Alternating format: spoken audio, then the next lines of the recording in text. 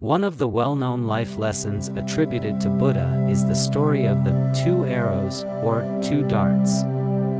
Buddha once said, "When struck by an arrow, a man does not seek revenge with a second arrow. Likewise, when insulted, one should not seek revenge. Instead, let go of the anger and hurt." This story teaches the importance of not dwelling on past pain and not letting negative emotions like anger and resentment control your actions. It encourages forgiveness and the practice of mindfulness to overcome suffering and find inner peace. One of the longer stories attributed to Buddha that illustrates the value of life is the parable of the mustard seed. It goes something like this. Once, there was a woman named Kisa Gautami who experienced the tragic loss of her only child.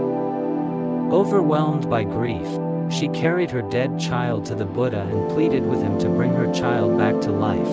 The Buddha, with compassion, told her that he could help her, but first, she needed to find a mustard seed from a household where no one had experienced the loss of a loved one. Kisa Gautami went from house to house, seeking this mustard seed, but in every home, she found that death had touched the lives of the inhabitants.